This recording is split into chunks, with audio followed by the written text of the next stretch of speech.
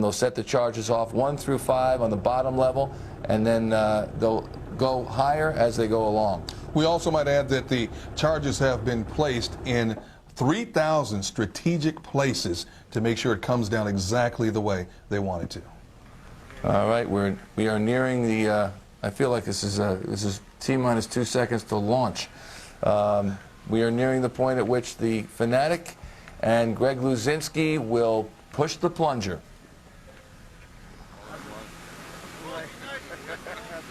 One final look from Mayor Street. And there's the wedge taken out, and that helps facilitate the vet coming down. The implosion will begin to the left and then work its way 30 clockwise. seconds, station. 30 seconds to implosion at Veterans 30 Stadium. seconds. You heard the 30-second call. And that first column goes down first and then all the way around. 7, 6, People 5, take one 4, final look. 3, 2, fire, fire.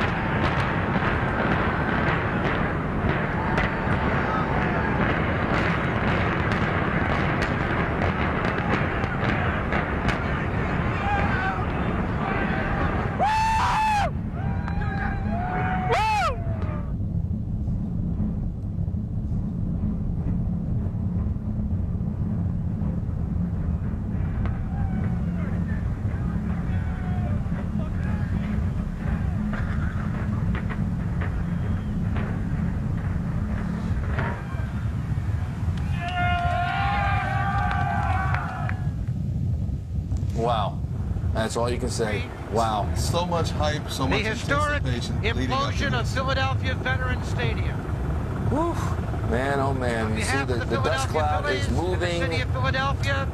It is moving east, and is moving really right between the Spectrum, Citizens Bank Park, and it's headed over toward the Link. And really, I know what Matt Yaloff told us before, but I believe this is the direction in which they wanted to have the smoke, the wind blow, all of that go.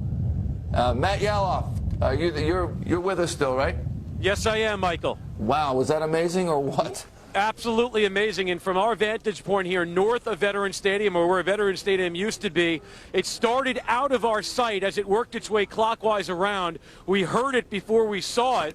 And then when it came around, the dust started to move upward, which really kind of obscured the view. So for, I would say, half of the 1 minute, we couldn't see anything because of the dust clouds that are now traveling due east, which is, I think, exactly what they hoped for. It's going to pass the Holiday Inn out toward the water. As you look at the replay, it works itself around. We're kind of at the top end, at the north end. So about 20 seconds in, I was watching my watch, is when we saw the actual stadium start to fall.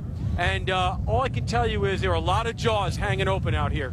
Hey, Matt, a question for you, because Michael and I wondered about this before going on the air. We wondered if we would be able to feel some of the ground vibrations from here.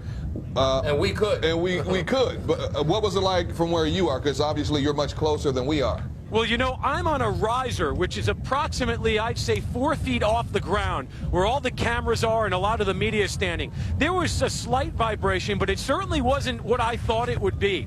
I don't know the reason for it, but it wasn't anything dramatic. I'll tell you, one of the interesting things, and you guys saw this on the replay, was a tower or part of Veterans Stadium that did not fall immediately as the columns went down. And when it finally did fall, there was a cheer in the crowd, almost like a sarcastic cheer, as if people were expecting it not to fall. But I guess they did their jobs. From my vantage point, it looks like it's gone, guys. Yeah, we're looking at a shot now, actually, from one of our cameras up here, Matt, in which you can see some of the columns at the bottom are still standing, and I'm sure all those will be toppled with the wrecking ball. But what a job. And 62, I believe that actually took 62.5 seconds, so that was a problem. A little picky, aren't you?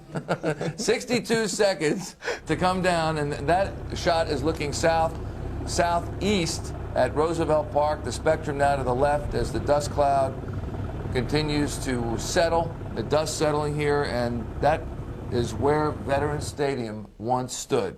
Oh my goodness. And the dust seems to be clearing out a lot quicker than I thought it would have, you know, because they were talking about the changing of the winds and things of that nature. But as we look behind us, you know, it's one thing to see it on a television monitor. It's another to see the actual view of it. And the dust is getting out of there obviously a lot quicker than I anticipated anyway. Yeah. What's incredible is that's the shot we showed you about 2 minutes ago, and that beautiful city skyline was obstructed by Veterans Stadium. We got a before and after? That'd be great. This is a the magic of television. Oh man, that's before and boom.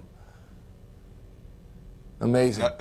Boom, I said boom. and it's down. That's a live picture right now. Great job downstairs by Mark Caputo and Mike Rosenstein and crew down there. Man, oh man. And I think this is what the Phillies had in mind when they positioned Citizens Bank Park where they did. Obviously, originally they wanted the ballpark in the city, center city, but what a view it will be from Citizens Bank Park, looking down from home plate out to the city. Here's another look as the Fanatic and Greg Lusinski side by side watch it come down.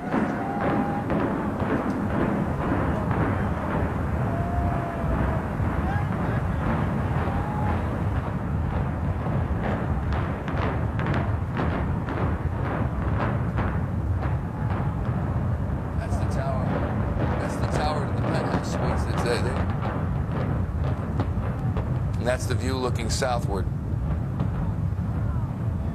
Then coming around, very controlled, and then passing around in front of the Spectrum and finishing off right where it started at the corner of Broad and Patterson, which is fitting. And now the final job will soon begin of removing all of this debris. And when I had a chance to talk to some of the demolition guys on Thursday, they said they will have all of this stuff cleared out of here and resurfaced into a parking lot before the football season begins. That's a phenomenal job in itself, considering how many thousands of tons of steel and concrete that has to be moved out of here.